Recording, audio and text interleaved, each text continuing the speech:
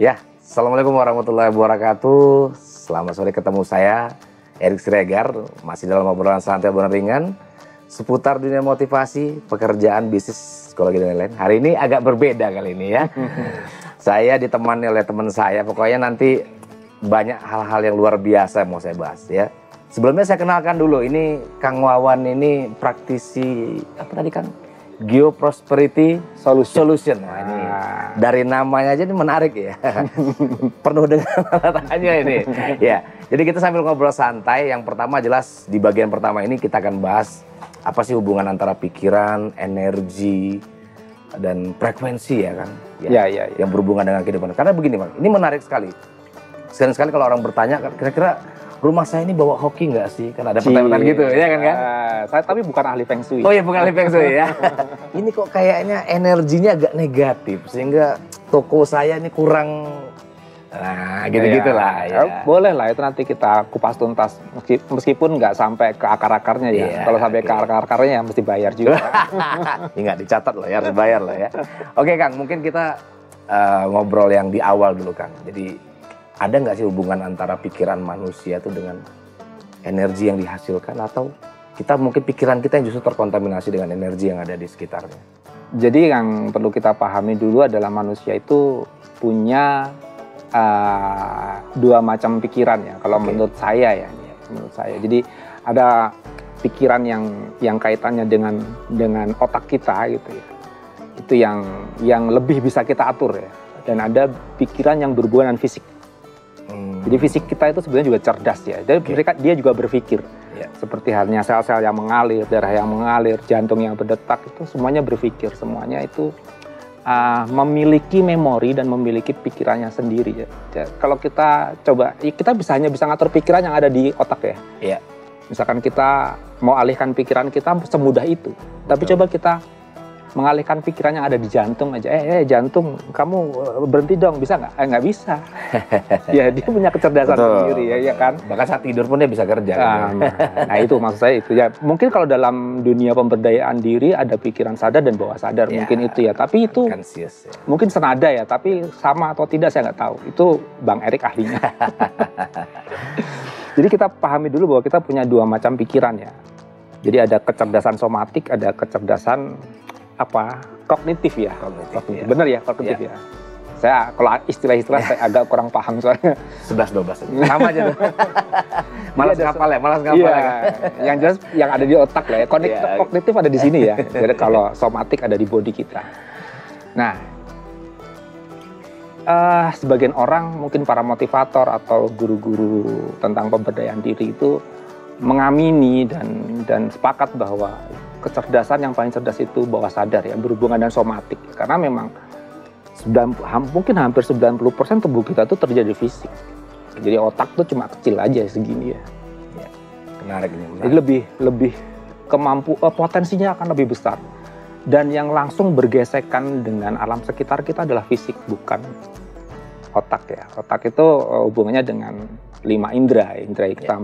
Indera kita meraba, melihat, merasa itu masuk ke pikiran. Tapi kalau yang ada di tubuh kita ini, kita juga bisa mengasahnya dengan sangat cerdas sebetulnya. Nah ini yang berhubungan langsung dengan energi-energi di luar manusia. Jadi misalkan kita pernah kan suatu saat masuk ke rumah yang angker gitu ya. Tanda petik lah ya. Pikiran kita udah menolak misalkan, nggak ada apa-apa dan lain sebagainya. Begitu masuk, bulu kuduk kita berdiri gitu ya. Siapa yang ngatur? Ya, pikiran kita bisa nggak ngatur? Lu jangan berdiri. Nggak bisa kan? Ada kecerdasan sendiri di tubuh itu sendiri. Itu kan sinyal yang diberikan oleh somatik, oleh kecerdasan fisik. Diberikan sinyal itu, maka setelah ini berdiri baru dipikiran, bener ternyata angker gitu ya. Nah seperti itu. Jadi itu salah satu contoh nyata ya, bahwa entah itu dikatakan energi, entah itu dikatakan vibrasi atau frekuensi yang ada di sekitar kita itu mempengaruhi pola pikir kita, bahkan mempengaruhi kesehatan fisik kita. Dan juga emosional sampai ke sana ya. Menarik. Jadi lingkungan-lingkungan di mana kita tinggal ternyata secara frekuensi nggak baik, secara vibrasi nggak baik, kita juga akhirnya sering sakit-sakitan secara fisik. Mungkin juga secara emosi juga sedikit terganggu, senggol bacok dan lain sebagainya. Itu Mas, itu yang bisa saya jawab. Oke. Nah artinya kan sering juga karena orang kayak gini kan, ini kayaknya rumahmu nggak cocok. Sampai ada yang memilih untuk pindah rumah segala macam. Karena mungkin mereka nggak memahami ada mungkin energi yang tersimpan di satu tempat itu sehingga mempengaruhi sampai ke fisik, kayak Kang Wawan tadi bilang sampai mempengaruhi ke fisik. Itu juga memicu juga kan. Artinya misalkan kita kan nggak semua orang peka, Ya. walaupun sebenarnya setiap orang sebenarnya bisa, Betul. tapi kan nggak semua orang peka terhadap itu. Ya artinya secara nggak langsung bukan cuma pikiran mereka saja yang dipengaruhi oleh yang dia nggak ada penampakan dan lain-lain itu seperti itu ya, tapi sampai ke fisik juga yang Kang Wawan bilang tadi. Ya. Kayak orang dulu sering kan bikin ya semacam selamatan apa segala macam. Itu salah satu media ya Kang. Salah satu media untuk sebetulnya hasil akhirnya kalau secara sains itu untuk mengubah frekuensi di sekitar. Merubah Pak. Itu yang misalkan menarik itu Kang. Ya, misalkan kita kalau di adat yang saya tahu adat Jawa ya. Ketika pindah rumah yang baru misalkan harus selamatan lah, ada syaratnya, tumpeng lah, apalah, saya nggak begitu paham ya. Tapi jelas ada syaratnya. Nah, persyaratan-persyaratan itu jadi setiap dengan catatan begini, setiap benda yang ada itu memiliki frekuensi masing-masing. Nah, benda-benda atau makanan yang disyaratkan oleh sebuah kepercayaan atau agama ya dalam tanda kutip, itu tentunya punya maksud, mereka punya frekuensinya masing-masing. Nah, sebetulnya doa juga berfrekuensi. Ya. Ini menarik nih, kalau panjang nih berarti panjang.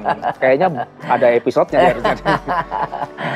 Nah, menariknya kalau doa itu frekuensinya bukan ada di di isi doanya, bukan ada di pelafalannya, bukan ada di apa yang tersurat gitu ya. Tapi frekuensi doa itu lebih kepada frekuensi yang dihasilkan oleh perasaan dan pikiran saat kita memanjatkan doa. Jadi sebetulnya doa tanpa kata-kata itu juga bisa. Ya. Kita mau berdoa pakai kata-kata yang tidak kita pahami, enggak masalah. Tuhan Maha tahu kalau kita mau memohon apa gitu kan. Dengan bahasa apa saja Tuhan paham kan begitu ya. Jadi pada saat kita berdoa atau kalau Islam pada saat kita zikir, apa yang ada dalam pikiran kita saat kita zikir. Kalau perasaan dan pikiran kita menggambarkan kekhawatiran, kecemasan, kita zikir, ya ditangkap alam semesta, yang ditangkap apa? Kekhawatirannya.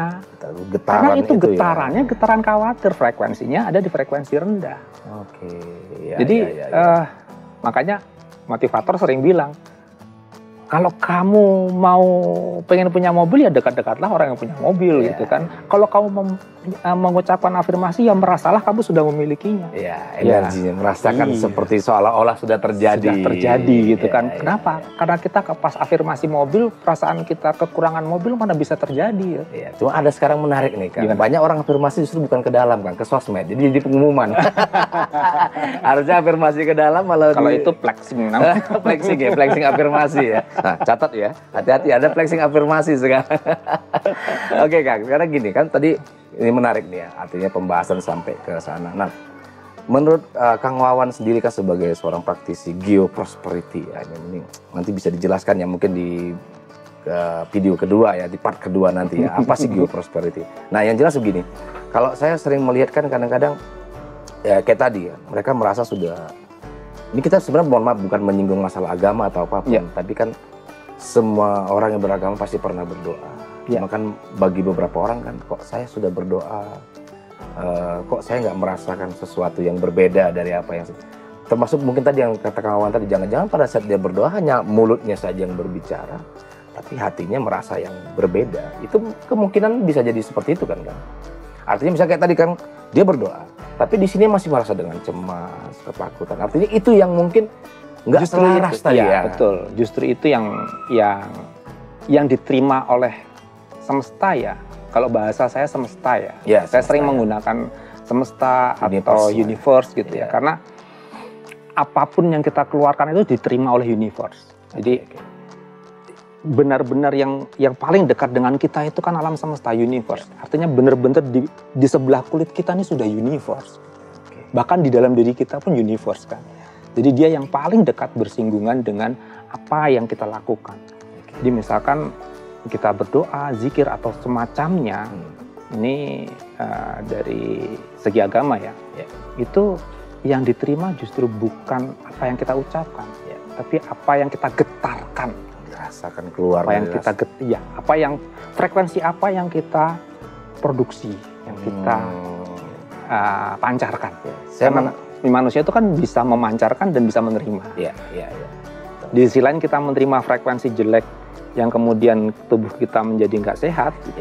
Di sisi yang lain kita juga bisa memancarkan frekuensi juga, entah itu yang baik tapi yang jelek. Saya setuju tadi Kang, karena ini kan kebetulan bentar lagi bulan puasa ya. Jadi kalau bulan puasa itu kan sebenarnya melatih, ya kan, melatih kesabaran, melatih kalau orang Jawa bilang kan roso itu kan berarti batin, kan? Betul ya Kang? Roso tuh ada dua loh. Roso tuh kuat juga bisa. Oh bisa ya. Jadi iklan ya kita ya. Ya maksudnya salah satunya adalah yang berhubungan dengan batin. Jadi saya setuju tadi Kang, kalau memang saya pernah diingatkan oleh seorang guru dulu bahwa pada saat kamu berdoa ya harusnya kamu benar-benar pasrah. Kamu tidak memikirkan hal yang lain lagi. Misalkan contoh, saya seorang muslim gitu. Saat saya sholat ya harusnya saya lepaskan dulu urusan duniawi sejenak gitu. Artinya betul-betul kita, kalau bahasa yang dulu terkenal di tahunnya itu zero mind process. Mungkin masih ingat dengan istilah itu ya kan. Artinya kita betul-betul menetralkan diri kita. Ya mungkin disitulah fase seseorang itu tidak melekat dengan keinginan mereka atau dengan masalah-masalahnya. Sehingga kayak apa tadi Kang Wawan bilang tadi, mulutnya berucap, hatinya merasa berbeda, sehingga tidak terjadi keselarasan. Mungkin kan bentuk proses latihan itu kan bisa macam-macam ya Kang? Iya. Betul jadi, ya Kang? Iya, jadi gini, zero mind itu dalam artian kita memang tidak bisa sangat zero sekali. Mind kita tuh nggak bisa zero. Betul, setuju. Paling tidak mendekati lah. Mendekati, ya. Nah, setuju. Logikanya begini, penciptaan itu terjadi pada saat kekosongan. Penciptaan itu jadi pada saat kekosongan. Logis kan? Oke. Kalau sudah ada, mau nyiptain apa lagi ya? Gitu. Benar kan? Penuh dia kan? Penuh dia. Artinya sesuatu itu tercipta dari kekosongan. Makanya kalau kita kepingin sesuatu hal datang pada diri kita, ya mulailah dari zero, mulailah dari kita memohon dengan kekosongan. Namun nggak ada salahnya juga kita memohon dengan penuh percaya diri, boleh juga dong gitu. Ada dua fase yang kedua-duanya bisa kita lakukan. Dengan yang pertama kita memohon dalam kondisi yang kosong tanpa berharap. Yang kedua kita memohon dalam kondisi yang percaya diri bahwa Tuhan tuh sayang sama aku. Tuhan sayang sama gue, pasti terkabul lah gitu. Boleh kan berbaik sangka, boleh. Betul. Oke.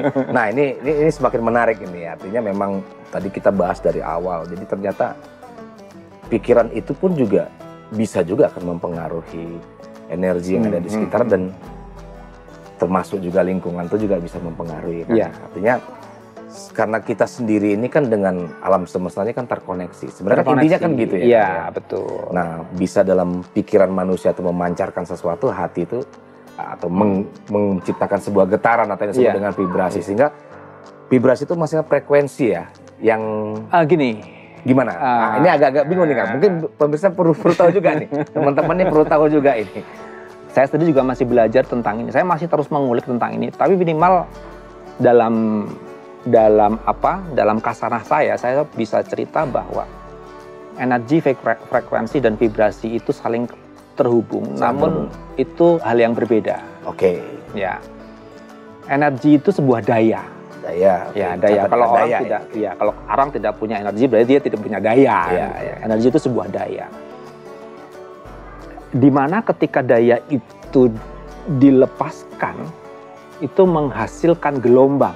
Menghasilkan daya dilepaskan menghasilkan gelombang. Apa gelombang? Vibrasi. Ya, jadi vibrasi sama dengan gelombang. Gelombang itu vibrasi. Nah, terus apa yang disebut frekuensi? Frekuensi itu adalah jarak antar gelombang. Gelombang kan ada puncaknya, ada lembahnya. Jarak antar gelombang ini dalam waktu 1 detik. Jadi terjadi berapa kali, itu ukurannya hertz. Makanya kalau orang bilang 20 hertz, berarti dalam 1 detik terjadi 20 kali. Kalau kita belajar frekuensi semakin rumit lagi, karena ada frekuensi transversal, ada frekuensi longitudinal, ada frekuensi yang berupa radiasi. ada frekuensi yang berupa denyut. Nah, ini orang banyak yang salah juga begini. Pelajaran fisika saya buruk banget dulu. Ketika saya bilang misalkan, oh rumahmu itu ada dalam frekuensi yang rendah, jadi nggak baik untuk tempat tinggal. Frekuensinya itu di bawah 20 bahkan sampai dengan 10 Hz sampai dengan 9, 8, 7 Hz itu semakin rendah semakin jelek untuk ditinggali frekuensi.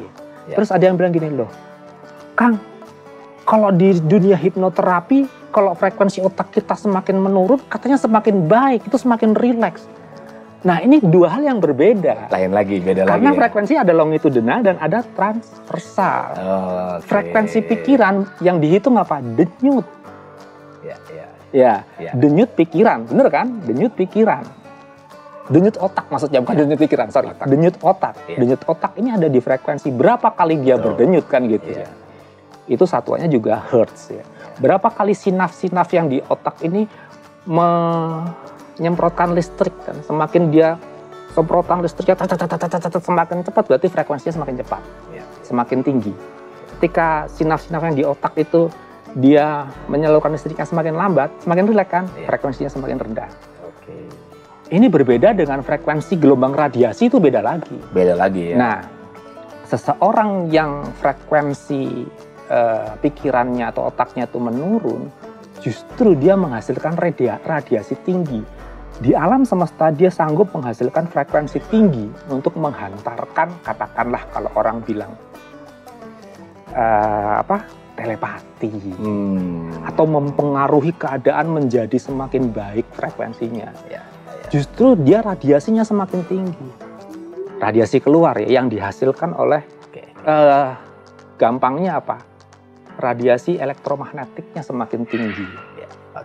Denyutnya semakin rendah, frekuensi otak kita semakin rendah, tapi yang dihasilkan keluar semakin tinggi. Jadi itu perbedaan yang signifikan. Ini setelah saya 3 tahun melakukan riset dan praktek sebagai praktisi geoprosperity, saya menemukan banyak hal-hal yang berserempetan, kontradiksi, akhirnya ketemu jawabannya.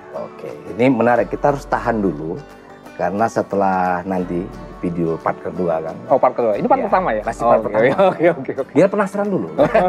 Di part kedua nanti kita akan bahas ya, contoh kayak tadi misalkan gimana sih kalau rumah yang seperti ini bisa nggak kalau udah terlanjur mungkin tadi frekuensinya atau apa rendah, bisa nggak kita? Mungkin bisa, nanti kita di video kedua bisa dibahas itu. Boleh. Ya kita bahas ya nanti. Asal jangan sampai akar-akarnya. Jangan sampai akar-akarnya, kalau akar harus bayar loh ya. Mungkin kita ketemu di part kedua, pantengin terus ya. Jadi jangan lupa subscribe. Jangan lupa subscribe dong, ada nih nanti. Ya, punya. Klik like juga ya. Mungkin sekian dari saya Erik Siregar dan Kang Wawan. Masih sama ya, masih Kang Wawan namanya. Masih ya. Belum berubah, siapa tahu setelah berapa menit berubah gitu ya. Jangan lupa mungkin bisa di channel saya Kang Wawan, tapi jangan berharap saya membahas hal-hal yang seperti ini karena di channel saya lebih banyak bahas otomotif. Tapi boleh ya. Nanti boleh, ada ya. Boleh. Mungkin cukup sekian dari saya. Erik Siregar. Assalamualaikum warahmatullahi wabarakatuh. Sukses untuk kita semua.